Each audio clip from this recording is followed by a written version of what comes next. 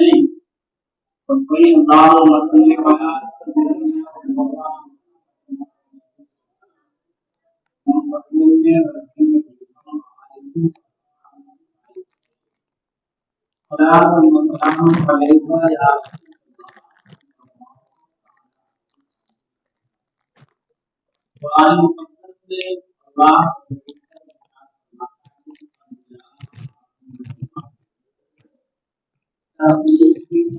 हमारे पास अल्लाह की जानिब से एक नूर,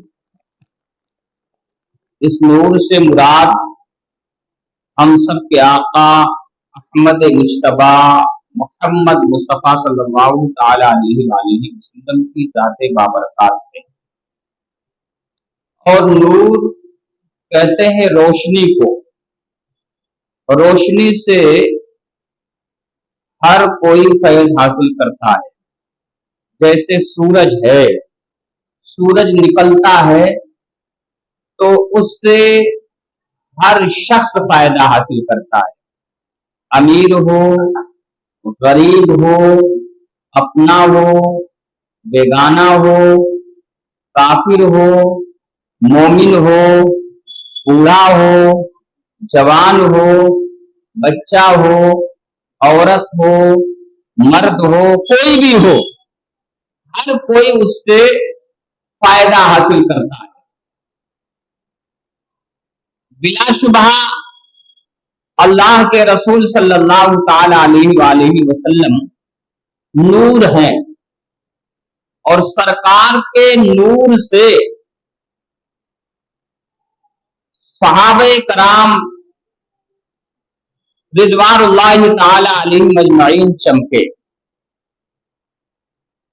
तो जो सहाबे कराम में कोई फारस का रहने वाला है, कोई यमन का रहने वाला है, कोई नजद का रहने वाला है, कोई मदीने का रहने वाला है, कोई मक्के का रहने वाला है, कहीं का भी कोई हबशा का रहने वाला है, सब चमक रहे हैं।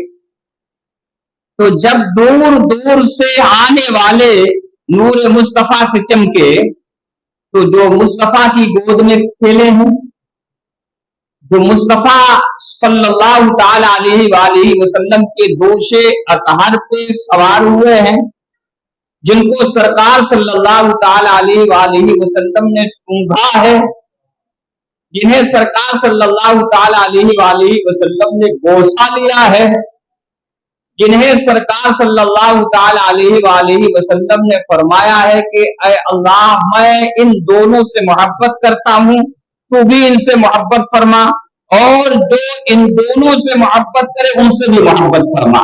तो फिर उनका आलम क्या होगा। आज मेरा मौजूद सुखन हजरत सैयदना इमाम हसन मुज्तबा रज़ियल्लाहु ताला अन्हु की ज़ाते बाबरकात है।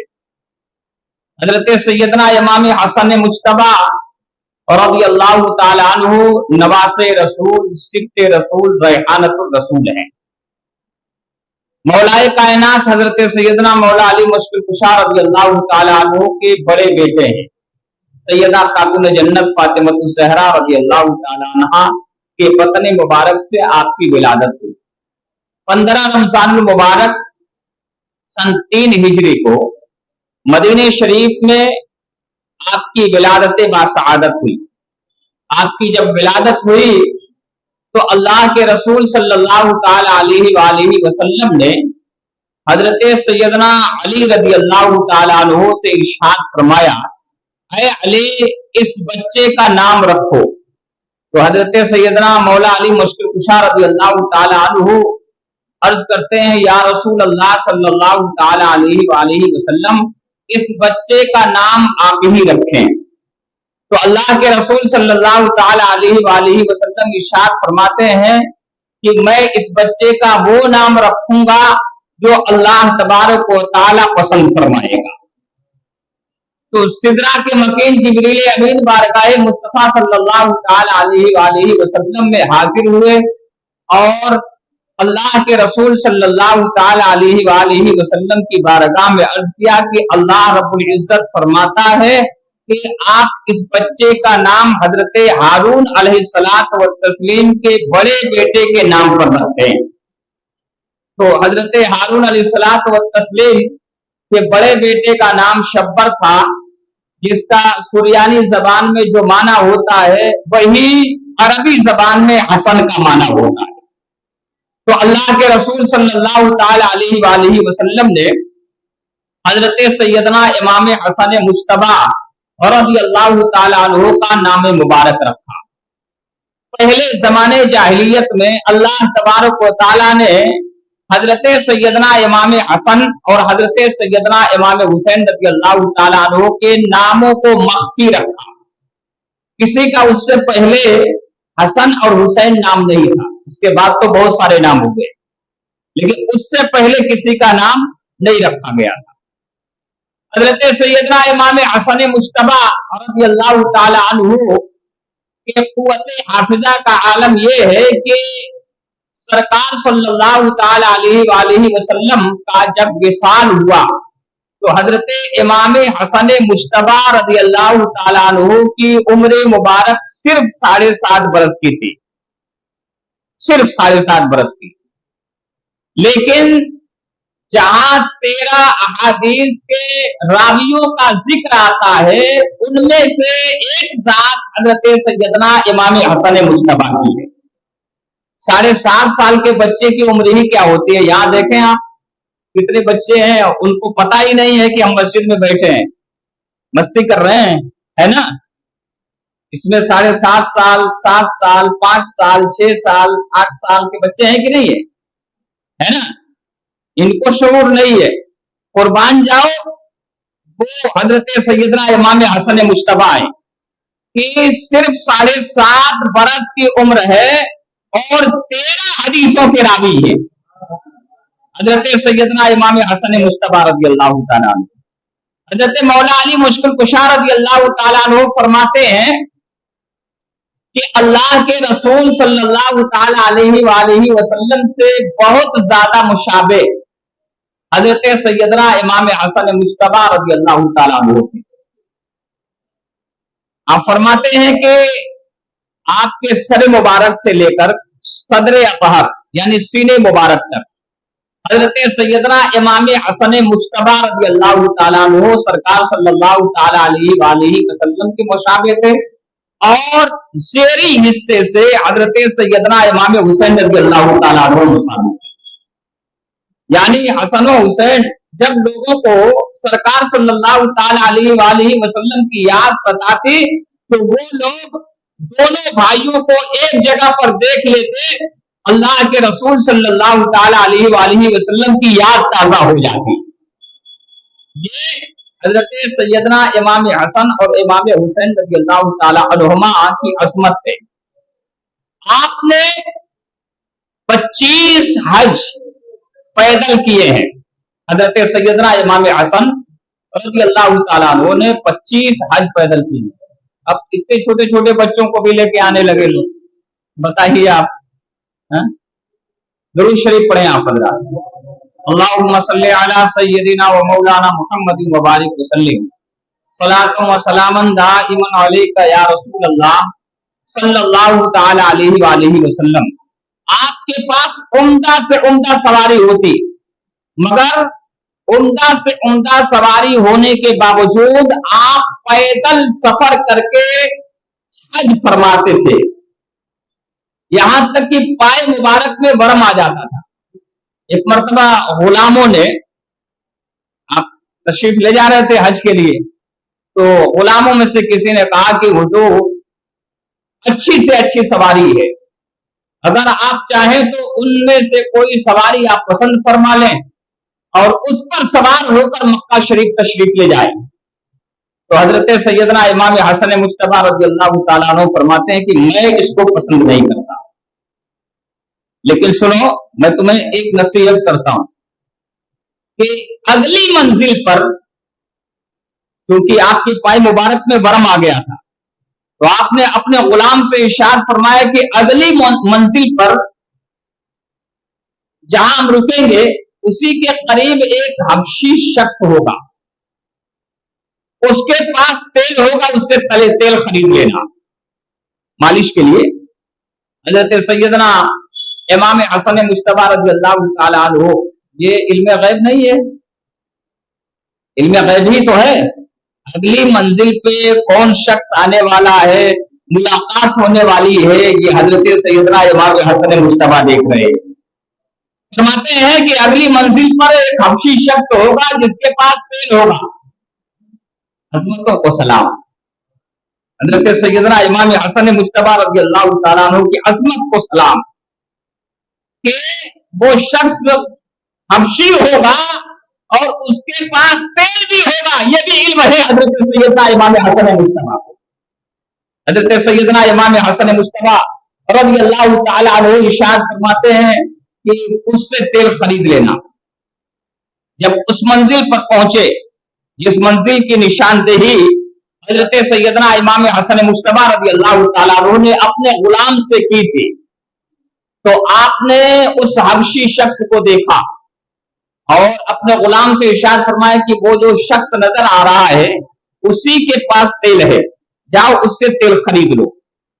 تو وہ غلام گیا اور جانے کے بعد اس حبشی شخص سے کہا کہ مجھے تم تیل دے دو۔ تو اس نے کہا کہ تمہیں کس نے بھیجا ہے نا، تعجب کی بات ہے کہ نہیں ہے، ایک صحرا ہو، مسافر شخص ہو، دکان ہو تو سمجھ میں آئے کہ ہاں یہ دکان ہے اور اس دکان پہ یہ سامان مل سکتا ہے، لیکن سفر کرنے والا شخص ہو، سفر کر رہا ہو اور سفر کے دوران کوئی شخص مل جائے اور اس سے ڈائریکٹ جا کر کوئی کہے کہ تمہارے پاس فلاں چیز ہے وہ مجھے دے دو اور اس کے عوض جو بھی پیسہ ہے وہ لے لو، تو وہ تعجب میں پڑے گا کہ نہیں پڑے گا؟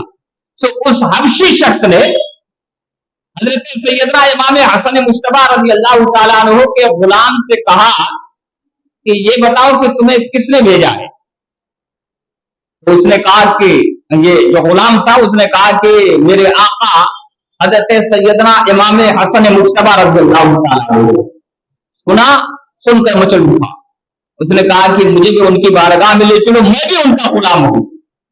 حضرت سیدنا امام حسن مجتبی رضی اللہ تعالیٰ عنہ کی مقدس بارگاہ میں آیا اور حضرت سیدنا امام حسن مجتبی رضی اللہ تعالیٰ عنہ سے عرض کیا کہ حضور میں آپ کا غلام ہوں، میں آپ سے کوئی اجرت نہیں لینا چاہتا، میں صرف آپ سے دعا لینا چاہتا ہوں۔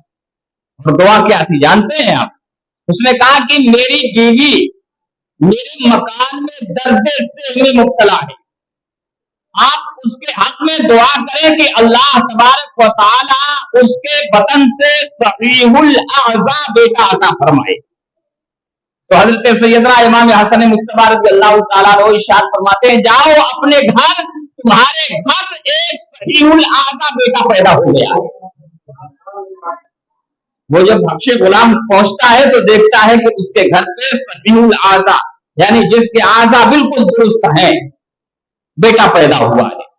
یہ حضرت سیدنا امام حسن مجتبی رضی اللہ تعالیٰ عنہ کی کرامت ہے۔ آپ کے بارے میں حضرت سیدنا ابو بکرہ رضی اللہ تعالیٰ عنہ سے حدیث مروی فرماتے ہیں کہ میں نے اللہ کے رسول صلی اللہ تعالی علیہ وآلہ وسلم کو یہ فرماتے ہوئے سنا جبکہ اللہ کے رسول صلی اللہ تعالی علیہ وآلہ وسلم منبر پہ رونق افروز تھے اور آپ کے پہلو میں حضرت سیدنا امام حسن مجتبی رضی اللہ تعالی عنہ تھے۔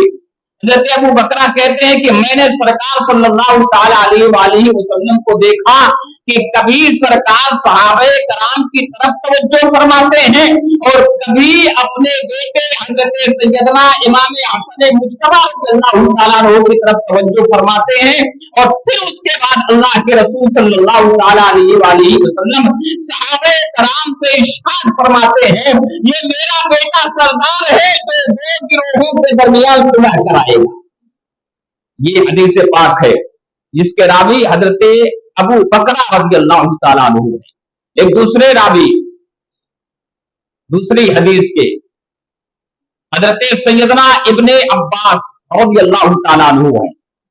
فرماتے ہیں کہ اللہ کے رسول صلی اللہ تعالی علیہ وآلہ وسلم اپنے دوش مبارک پر حضرت سیدنا امام حسن مجتبی رضی اللہ تعالیٰ عنہ کو سوار کرائے ہوئے ہیں. حضرت سیدنا حسن مجتبی رضی اللہ تعالیٰ عنہ کو سوار دیکھا صحابی نے سوار دیکھا تو صحابی حضرت ابن عباس کہتے ہیں کہ کسی صحابی نے عرض کیا بارگاہ رسالت میں، یا حضرت سیدنا عمر فاروق اعظم رضی اللہ تعالیٰ عنہ نے بارگاہ مصطفیٰ صلی اللہ تعالی علیہ وآلہ وسلم میں حاضر تھے. انہوں نے دیکھا اور کہا کہ نعم المرکب رکبت یا غلام، اے غلام تیری سواری کتنی اچھی ہے. تو اللہ کے رسول صلی اللہ تعالی علیہ وآلہ وسلم ارشاد فرماتے ہیں اے صحابی تم نے یہ تو دیکھ لیا ہے کہ سواری کتنی اچھی ہے، نعم الراکب ہوا یہ بھی جو دیکھ کہ سوار کتنا اچھا ہے. اللہ کے رسول صلی اللہ تعالی علیہ وآلہ وسلم ارشاد فرماتے ہیں. حضرت براء ابن عازب رضی اللہ تعالیٰ عنہ فرماتے ہیں کہ میں نے اللہ کے رسول صلی اللہ تعالی علیہ وآلہ وسلم کو اس حال میں دیکھا کہ سرکار صلی اللہ تعالی علیہ وآلہ وسلم حضرت سیدنا امام حسن مجتبی رضی اللہ تعالیٰ عنہ کو اپنی گود میں اٹھائے ہوئے ہیں اور اپنے دست مبارک کو اٹھا کر دعا کر رہے ہیں اور اس طرح سے دعا کرتے ہیں اللہم انی احبہ فاحبہ، اے اللہ میں اس سے محبت کرتا ہوں تو بھی اس سے محبت فرما. اللہ تبارک و تعالی کے رسول صلی اللہ تعالی علیہ وآلہ وسلم حضرت امام حسن مجتبی سے محبت کرتے ہیں، یہ تو آپ نے اعلان کر دیا. اپنے رب سے بھی چاہتے ہیں میرے رب میں حسن سے محبت کرتا ہوں تو بھی اس سے محبت فرما. اور ایک حدیث کے راوی ہیں حضرت ابن زبیر رضی اللہ تعالیٰ عنہ، وہ کہتے ہیں کہ اللہ کے رسول صلی اللہ تعالی علیہ وآلہ وسلم نے اس طرح سے دعا کی اے اللہ میں اس سے محبت کرتا ہوں تو بھی اس سے محبت فرما اور اس سے بھی محبت فرما جو اس سے محبت کرتا ہے. اللہ کے رسول صلی اللہ تعالی علیہ وآلہ وسلم حضرت سیدنا امام حسن مجتبی رضی اللہ تعالیٰ عنہ کو گروہ کا سردار فرماتے ہیں. یہ میرا بیٹا سردار ہے جو دو گروہوں کے درمیان صلح کرائے گا. جب مولائے کائنات حضرت سیدنا مولا علی مشکل کشا رضی اللہ تعالیٰ عنہ جام شہادت نوش کر گئے تو آپ کی شہادت کے بعد حضرت سیدنا امام حسن مجتبی رضی اللہ تعالیٰ عنہ خلافت کے منصب پر فائز ہوئے. دارالخلافہ کوفہ تھا. حضرت سیدنا امیر معاویہ رضی اللہ تعالیٰ عنہ ملک شام سے جو ان کا دارالسلطنت تھا دمشق، وہاں سے تشریف لائے کوفہ کی سرزمین پر اور حضرت سیدنا امام حسن مجتبی رضی اللہ تعالیٰ عنہ سے ملاقات کی تو 3 شرطوں کے ساتھ صلح ہو گئی. پہلی شرط کیا تھی؟ پہلی شرط یہ تھی کہ عراق و حجاز اور مدینہ شریف کے اندر جو لوگ بھی ہیں حضرت مولائے کائنات مولا علی مشکل کشا رضی اللہ تعالیٰ عنہ کے ماننے والے، ان سے کسی طرح کا کوئی مواخذہ نہیں کیا جائے گا. دوسری شرط یہ ہے کہ حضرت سیدنا امیر معاویہ رضی اللہ تعالیٰ عنہ کے انتقال کے بعد خلیفۃ المسلمین امیر المومنین کے منصب پر پھر حضرت سیدنا امام حسن مجتبی رضی اللہ تعالیٰ عنہ ہوں. اور تیسری شرط یہ تھی کہ حضرت سیدنا امام حسن مجتبی رضی اللہ تعالیٰ عنہ کے ذمے جتنا قرض ہے وہ سارا قرض حضرت سیدنا امیر معاویہ رضی اللہ تعالیٰ عنہ ادا کریں گے. ان 3 شرطوں پر صلح ہو گئی اور مخبر صادق ہم سب کے آقا جناب محمد رسول اللہ ارواحنا فدا صلی اللہ تعالی علیہ وآلہ وسلم نے جو پہلے ارشاد فرمایا تھا یہ میرا بیٹا سردار ہے جو 2 گروہوں کے درمیان صلح کرائے گا، وہ بات حق اور سچ ثابت ہوتی ہے. اور پھر اس کے بعد کچھ دنوں تک کوفہ کی سرزمین پر رہ کر حضرت سیدنا امام حسن مجتبی رضی اللہ تعالیٰ عنہ کوفہ کی سرزمین سے مدینہ تشریف لاتے. آپ کے ہم نواؤں کو یہ بات ناگوار گزرتی जो आपके हम नवा थे, खैरखा थे, चाहने वाले थे, उनको ये बात कुछ लोगों को नागवार गुजरती है और आपको आरुल मुस्लिमीन कहकर पुकारना शुरू कर देते हैं। तो हजरत सैयदना इमाम हसन मुज्तबा रज़ियल्लाहु ताला अन्हु इरशाद फरमाते हैं, अल आरो खैरुम मिनन नार, आग नार से बेहतर है। और हजरत जुबैर बिन नुफैर रहमतुल्लाहि ताला अलैह फरमाते हैं कि हजरत सैयदना इमाम हसन मुज्तबा रज़ियल्लाहु ताला अन्हु की मुक़द्दस बारगाह में मैंने अर्ज किया, जुबैर बिन नुफैर कहते हैं, मैंने अर्ज किया कि लोग कहते हैं कि इमाम हसन रज़ियल्लाहु ताला अन्हु फिर से खिलाफत के खासदार हैं, खिलाफत फिर से चाहते हैं। तो हजरत सैयदना इमाम हसन मुज्तबा रज़ियल्लाहु ताला अन्हु इरशाद फरमाते हैं, जिस वक्त अरबों की गर्दने, अरबों के सर मेरे हाथ में थे, उस वक्त मैंने दस्तबरदारी का ऐलान कर दिया, तो अब क्या मैं फिर से खिलाफत को तलब करूंगा? ऐसा हो नहीं सकता है। ये हजरत सैयदना इमाम हसन मुज्तबा रज़ियल्लाहु ताला अन्हु की ज़ात बाबरकत। आप इतने बड़े सखी, ऐसे सखी कि आपने 3 मरतबा अपना आधा माल राह खुदा में खर्च कर दिया और 2 मरतबा पूरा माल राह खुदा में खर्च कर दिया। कभी भी कोई भी साइल आता था ना आपकी बारगाह में, तो उसको खाली हाथ नहीं, इतना नवाजते, इतना नवाजते, इतना नवाजते कि फिर उसे मांगने की जरूरत ही नहीं पड़ती थी। ये नबी के नवासे हजरत सैयदना इमाम हसन मुज्तबा रज़ियल्लाहु ताला अन्हु, आप की शहादत इस तरह से हुई कि आपने ख्वाब देखा कि आपकी पिशानी पर कुल हुवल्लाहु अहद लिखा हुआ है। सुबह बेदार हुए तो आपने अहले बैते अतहार के दरमियान अपने ख्वाब को बयान फरमाया।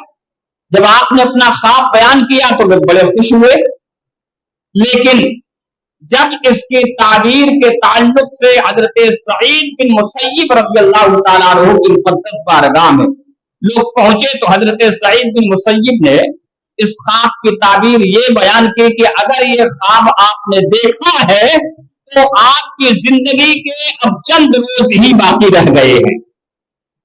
ये सुनने के बाद तमाम लोग हैरत में पड़ गए और वैसा ही हुआ जैसा हजरत सईद बिन मुसय्यिब रज़ियल्लाहु ताला अन्हु ने फरमाया था।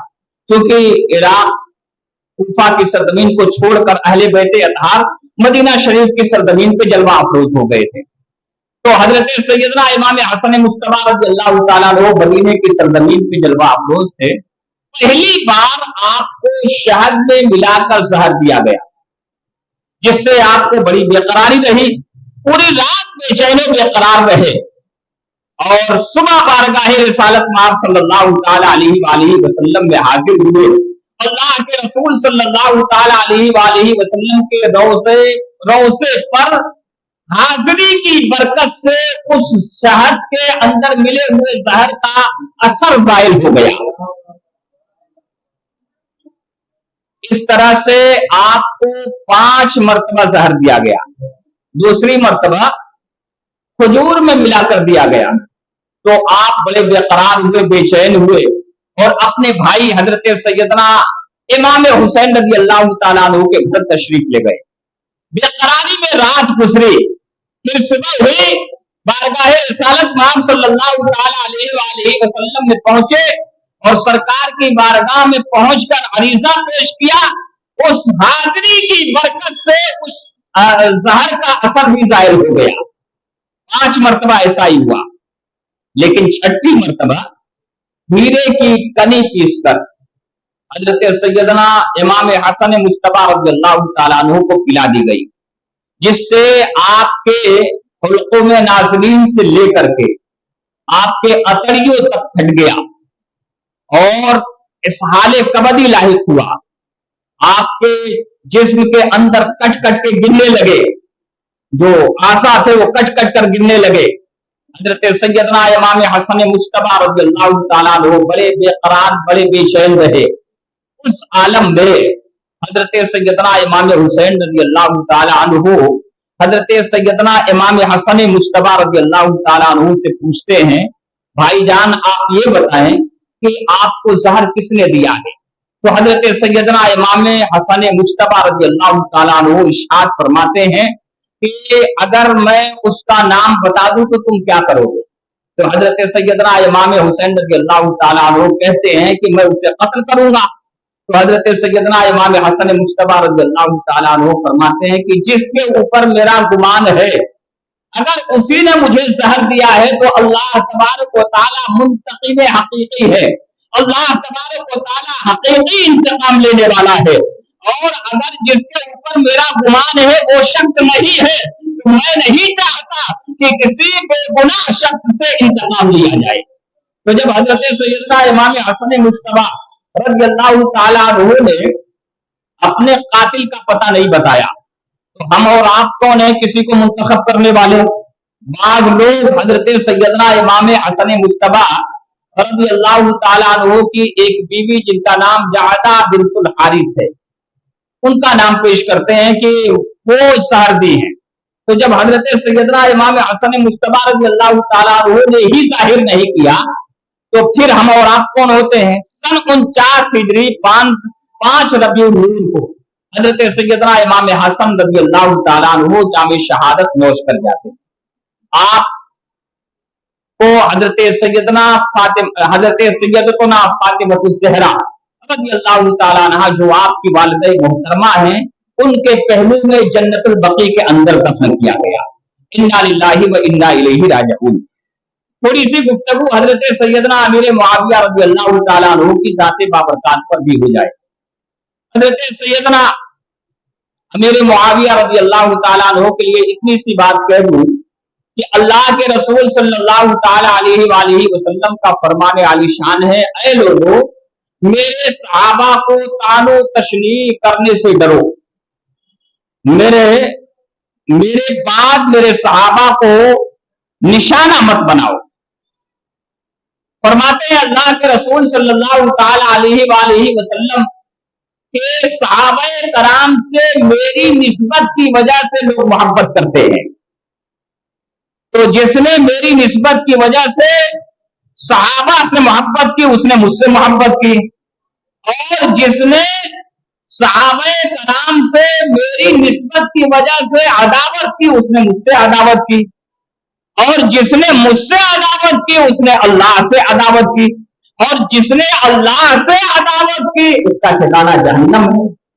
اللہ کے رسول صلی اللہ تعالی علیہ وآلہ وسلم کے صحابہ بلا تمثیل بلا تشبیہ کوئی صحابی ہو لائق عزت احترام ہے، اور حضرت سیدنا امیر معاویہ رضی اللہ تعالیٰ عنہ جن کو حضرت سیدنا مولانا جلال الدین رومی رحمت اللہ علیہ اپنی مثنوی شریف کے اندر مومنوں کا ماموں کہتے ہیں، مسلمانوں کا ماموں کہتے ہیں حضرت سیدنا امیر معاویہ رضی اللہ تعالیٰ عنہ، کتنا عظیم مقام ہے، اور پھر کاتب وحی ہے حضرت سیدنا امیر معاویہ رضی اللہ تعالیٰ عنہ۔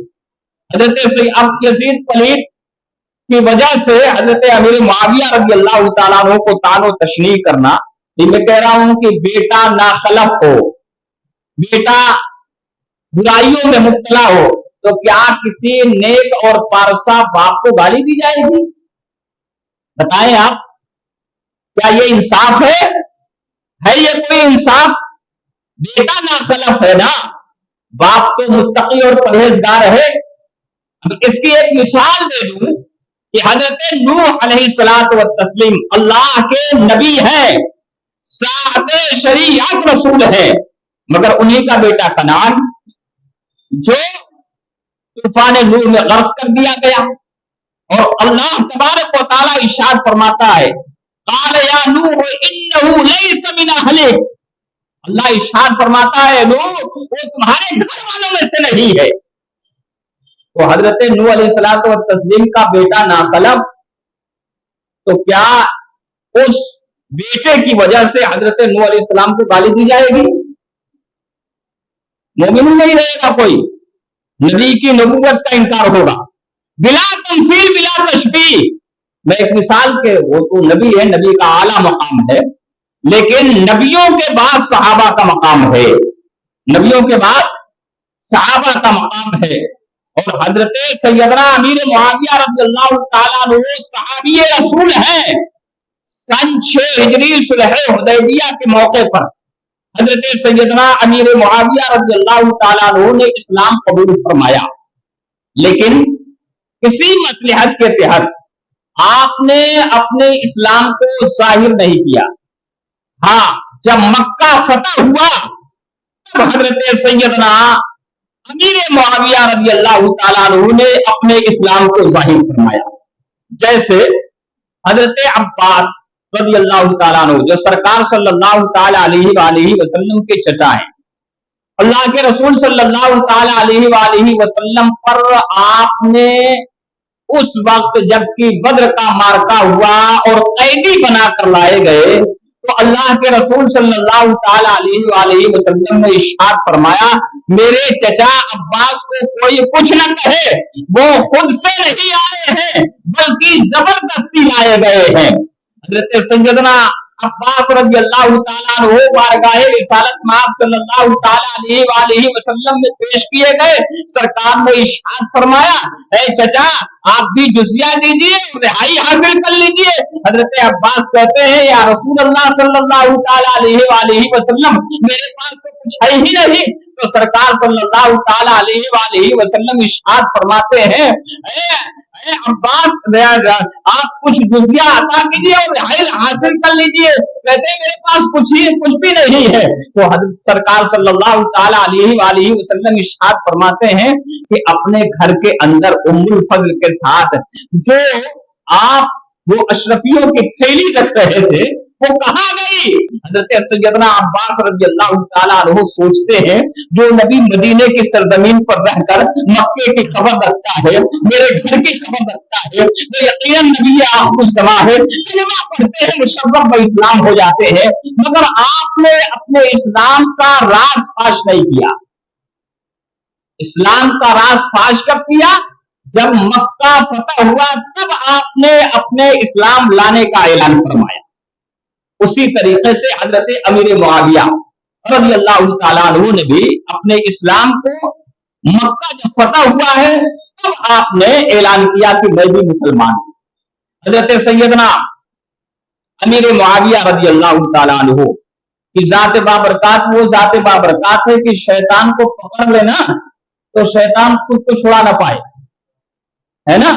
شیطان ایک حضرت علامہ جلال الدین رومی رحمۃ اللہ علیہ اپنی مثنوی شریف کے باب 2 کے اندر لکھتے ہیں کہ حضرت سیدنا حضرت سیدنا امیر معاویہ رضی اللہ تعالیٰ عنہ اپنے محل میں رات میں سوئے ہوئے تھے کہ اچانک ایک شخص آیا اور آپ کو بیدار کر دیا۔ آپ کو جب بیدار کیا تو آپ نے ادھر ادھر دیکھا کہ بیدار کرنے والا کون ہے، تو آپ نے دیکھا کہ پردے کے پیچھے کچھ حرکت ہو رہی ہے۔ آپ نے اس سے کہا کہ کون ہے بھائی، باہر نکل۔ تو باہر نکلا تو آپ نے فرمایا کون ہے تو اس نے کہا کہ مجھے ابلیس کہتے ہیں، میں شیطان ہوں۔ حضرت سیدنا امیر معاویہ رضی اللہ تعالیٰ عنہ ارشاد فرماتے ہیں، اچھا تو یہ بتاؤ تم نے مجھے جگایا کیوں؟ اس لیے جگایا ہوں کہ آپ کی نماز فجر قضا نہ ہو جائے۔ حضرت سیدنا امیر معاویہ رضی اللہ تعالیٰ عنہ فرماتے ہیں، نہیں تو مکار ہے، خبیث ہے، تو کبھی نیکی کا کام نہیں کر سکتا ہے، تیرا کوئی اور مقصد ہے، سچی بات بتا ورنہ تجھے جانے نہیں دوں گا۔ شیطان حضرت سیدنا امیر معاویہ رضی اللہ تعالیٰ عنہ فرماتے ہیں تجھے جانے نہیں دوں گا، اور اس کی طاقت نہیں، ہمت نہیں ہے کہ وہاں سے بھاگ سکے۔ حضرت سیدنا امیر معاویہ رضی اللہ تعالیٰ عنہ ارشاد فرماتے ہیں، جب تک تم بتائے گا نہیں تجھے جانے نہیں دوں گا۔ اس نے کہا کہ میں نے اس لیے آپ کو جگا دیا کہ آپ نماز فجر ادا کر لیجیے۔ اب وہ تو ٹھیک ہے، نماز فجر میں ادا کر لوں گا، لیکن تیرے جگانے کا مقصد کیا تھا؟ تو میں نے اس لیے جگا دیا کہ آپ اگر سوئے رہتے اور نماز فجر آپ کی قضا ہو جاتی تو نماز فجر قضا ہونے کے بعد آپ اپنے رب کے حضور گریہ بساری کرتے اور اتنا روتے اتنا روتے کہ اللہ تبارک و تعالیٰ آپ کو 2 رکعت کے بدلے 200 رکعتوں کا ثواب عطا کر دیتا. میں نے سوچا کہ 200 رکعتوں کا ثواب ملے گا آپ کو تو مجھے زیادہ تکلیف ہوگی. تو 2 رکعت جو قضا ہونے والی ہے وہ 2 رکعت پر دے 2 رکعت کا ثواب آپ حاصل کریں, 200 رکعت کا ثواب کیوں حاصل کریں گے؟ آپ فرماتے اب سچ کہہ رہا ہے وہ شیطان نہیں ہے. حضرت سیدنا امیر معاویہ رضی اللہ تعالیٰ عنہ کی ذات بابرکات کو ذات بابرکات سن 60 ہجری میں ایک اور واقعہ حاکم آپ کیسے بنے. حضرت سیدنا امیر معاویہ رضی اللہ تعالیٰ عنہ حاکم کیسے بنے؟ حضرت سیدنا ابو بکر صدیق رضی اللہ تعالیٰ عنہ کے دور خلافت میں جب ملک شام فتح ہوا تو اس وقت یزید بن سفیان جو آپ کے بڑے بھائی تھے ان کو حضرت سیدنا ابو بکر صدیق رضی اللہ تعالیٰ عنہ نے وہاں کا گورنر منتخب فرمایا. تو حضرت یزید بن ابو سفیان جب تک باحیات رہے تو آپ ہی گورنر رہے, لیکن جب آپ کے وصال کا وقت قریب آیا, یزید بن ابو سفیان کے وصال کا وقت قریب آیا تو انہوں نے اپنی جگہ پر حضرت سیدنا امیر معاویہ رضی اللہ تعالیٰ عنہ کو گورنر منتخب فرما دیا. اب حضرت سیدنا امیر معاویہ رضی اللہ تعالیٰ عنہ وہاں کے گورنر بن گئے. حضرت سیدنا عمر فاروق اعظم رضی اللہ تعالیٰ عنہ کے دور خلافت میں بھی حضرت سیدنا امیر معاویہ رضی اللہ تعالیٰ عنہ ہی حاکم رہے وہاں کے, یعنی گورنر رہے. اور پھر حضرت سیدنا عثمان غنی رضی اللہ تعالیٰ عنہ کا جب دور خلافت آیا اور آپ نے جام شہادت نوش کیا ہے تو اس جام شہادت کے بعد حضرت سیدنا مولا علی مشکل کشا اور حضرت سیدنا امیر معاویہ رضی اللہ تعالیٰ عنہما کے درمیان کچھ معاملات پر اختلاف ہوا جس پر علماء کرام نے ہم سب کو یعنی علماء متقدمین نے یہ نصیحت کی ہے کہ کسی کو کسی صحابی پر طعن و تشنیع کا کوئی حق نہیں ہے. سمجھ رہے ہیں آپ؟ اور ہر صحابی مجتہد ہیں. کیا ہے؟ مجتہد کی خطا پر بھی اللہ تبارک و تعالی اجر و ثواب عطا فرماتا ہے. اور ہم تو صحابہ کرام رضوان اللہ تعالی علیہم اجمعین کو اللہ کے رسول صلی اللہ تعالی علیہ وآلہ وسلم کا صحابی مانتے ہیں, ہے نا. صحابہ کرام رضوان اللہ تعالی علیہم اجمعین, اور اس صحابی کا مقام یہ ہے کہ اللہ کے رسول نے فرمایا کہ میرے صحابہ ستاروں کے مثل ہیں, ان میں سے تم جن کی بھی اقتدا کرو گے ہدایت پا جاؤ گے. تو حضرت امیر معاویہ کی اقتدا کرے تب بھی ہدایت پر ہیں, حضرت مولا علی مشکل کشا رضی اللہ تعالیٰ عنہ کی اقتدا کرے تب بھی ہدایت پر ہیں, اور حضرت سیدنا امیر معاویہ اور حضرت مولا علی مشکل کشا رضی اللہ تعالیٰ عنہ کی اقتدا کوئی الگ الگ نہیں ہے, بلکہ جو میرے مصطفیٰ کی اقتدا حضرت علی جیسے کرتے ہیں ویسے ہی حضرت امیر معاویہ بھی کرتے ہیں. بات سمجھ رہے ہیں آپ؟ تو ہمیں اختلاف پر گفتگو کرنے کا حق نہیں ہے, اس لیے میں اس اختلاف سے اجتناب کرتے ہوئے آگے بڑھتا ہوں. سن 60 ہجری میں حضرت سیدنا امیر معاویہ رضی اللہ تعالیٰ عنہ پر فالج کا اثر ہوا, اور اس فالج کی ہی وجہ سے حضرت سیدنا امیر معاویہ رضی اللہ تعالیٰ عنہ 22 رجب المرجب سن 60 ہجری کو اس دار فانی سے دار بقا کی طرف کوچ کر گئے. آپ نے وصیت فرمائی, آپ کے پاس سرکار دو عالم صلی اللہ تعالی علیہ وآلہ وسلم کا کرتا مبارک, لنگی مبارک اور چادر مبارک تھی, اور کچھ منہ مبارک اور ناخن مبارک تھے, ناخن کا تراشا.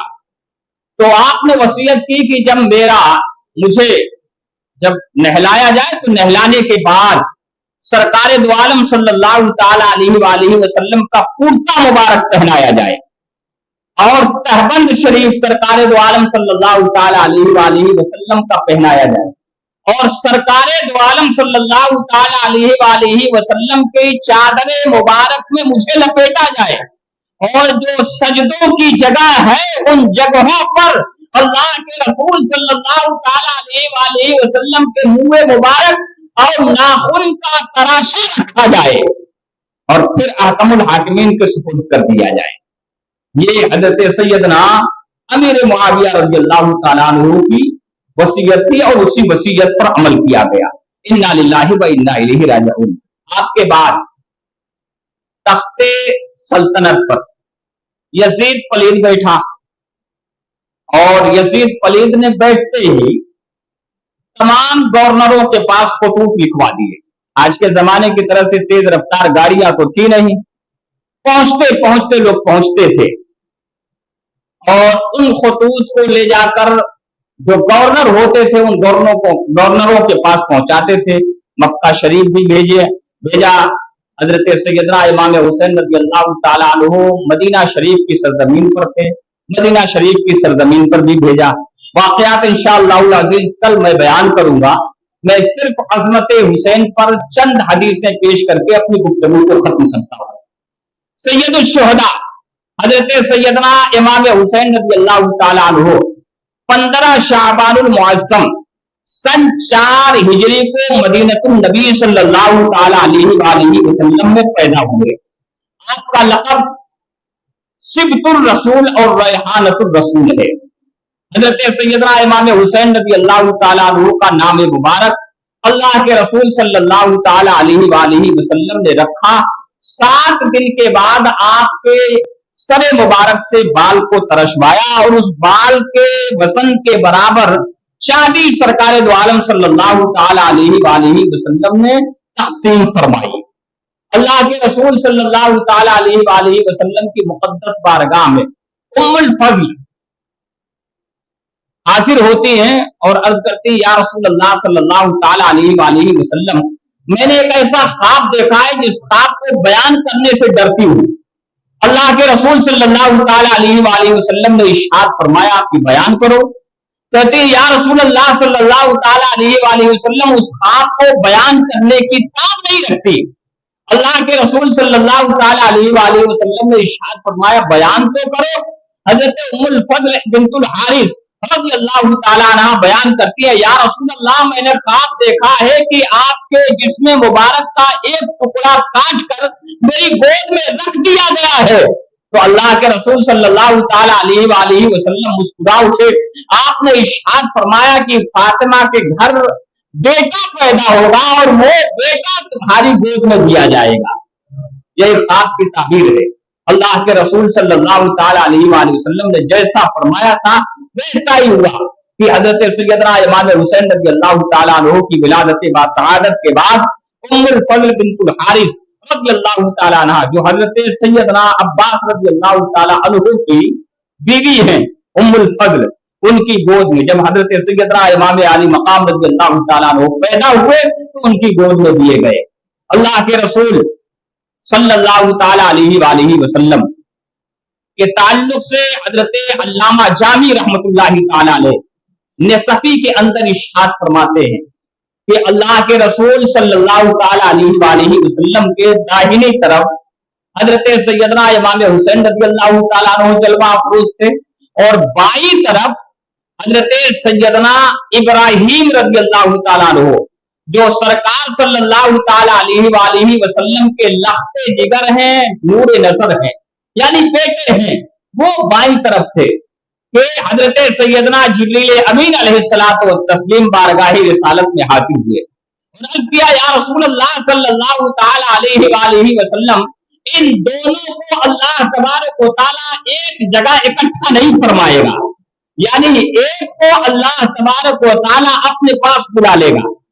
तो अल्लाह के रसूल सल्लल्लाहु ताला अलैहि वसल्लम ने इरशाद फरमाया कि अगर हुसैन जाते हैं तो हुसैन के जाने से मुझे भी तकलीफ होगी, अली को भी तकलीफ होगी, फातिमा ज़हरा को भी तकलीफ होगी, हसन मुज्तबा का बाजू कट जाएगा, और अगर इब्राहीम को उनका इंतकाल होता है तो उनके जाने से ज्यादा मुझे ही तकलीफ होगी।